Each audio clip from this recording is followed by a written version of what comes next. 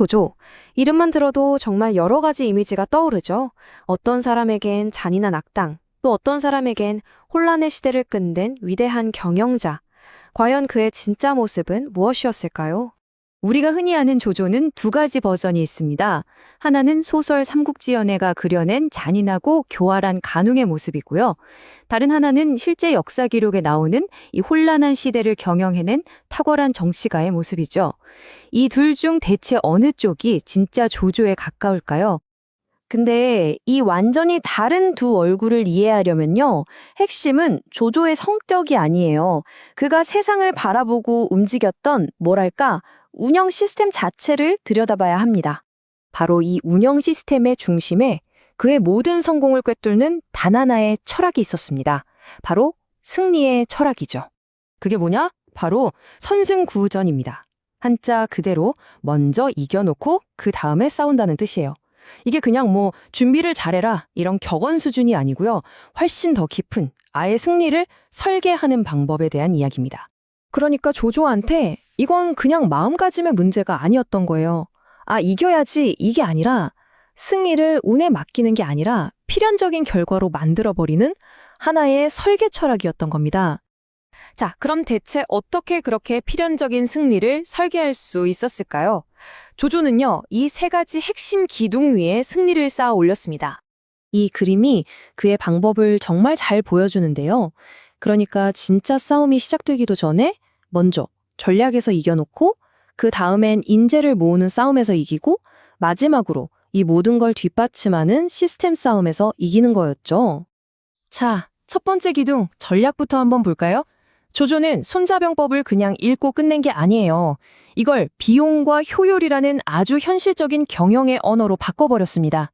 그의 머릿속엔 딱 한 가지 질문만 있었던 거죠. 어떻게 하면 가장 적게 싸우고 원하는 걸 얻을 수 있을까? 이 철학이 제대로 빛을 발한 게 바로 관도대전입니다. 아시다시피 병력 차이가 어마어마했죠. 근데 조조는 여기서 정면으로 부딪히는 바보 같은 짓을 안 했어요. 판을 완전히 흔들어 버렸죠. 예를 들면 소규모 정예부대를 계속 보내서 원소군의 보급로를 끊어버린 거예요. 그러니까 그 거대한 군대가 자기 덩치 때문에 스스로 굶주리게 된 거죠. 상대의 가장 큰 장점인 규모를 가장 치명적인 단점으로 바꿔버린 겁니다. 정말 기가 막힌 발상이죠? 하지만 아무리 전략이 좋아도 이걸 실현할 사람이 없으면 다 소용없잖아요? 그쵸? 그래서 이게 바로 두 번째 기둥, 인재전쟁에서의 승리로 자연스럽게 이어집니다. 조조는 당시로서는 정말 파격적인 정책을 내놓습니다. 바로 구연령인데요. 이게 뭐냐면 도덕적으로 흠이 좀 있어도 능력만 확실하면 쓴다는 거였어요. 완벽한 성인군자만 기다리다간 나라 망한다고 대놓고 말했죠. 그리고 이렇게 모은 인재들을 다루는 방식도 정말 정교했습니다.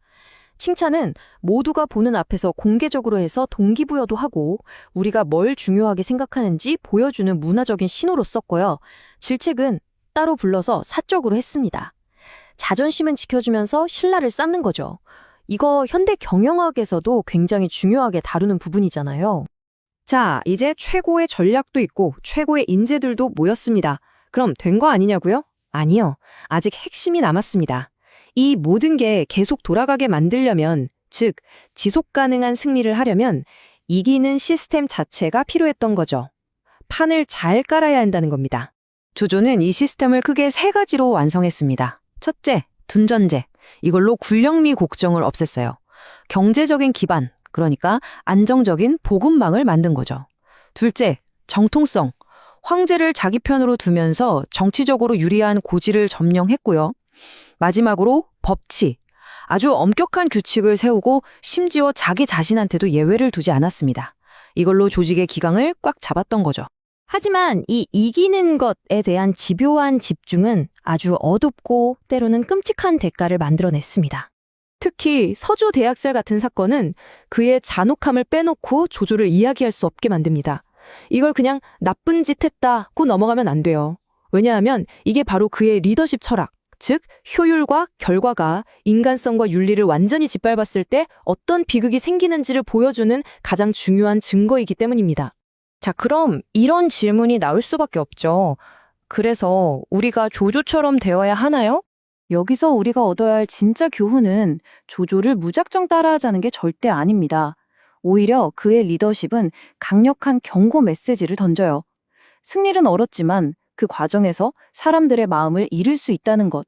아무리 뛰어난 기술이라도 그 위험성을 정확히 알아야 한다는 거죠.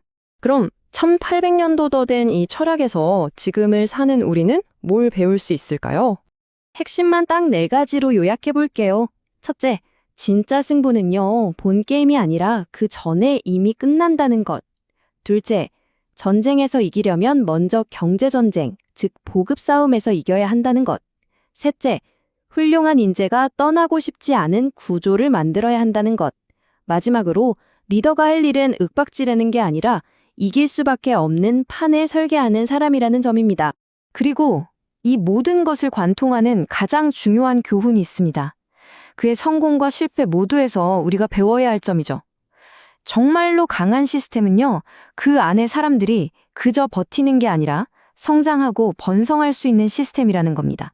자, 오늘 이 이야기를 들으신 여러분께 마지막으로 질문 하나를 던지며 마무리하겠습니다. 여러분의 승리는 지금 어디서 만들어지고 있나요? 마지막 프레젠테이션 그 순간인가요? 아니면 바로 지금 여러분이 하고 있는 이 준비 과정 속인가요? 지금까지 들어주셔서 감사합니다.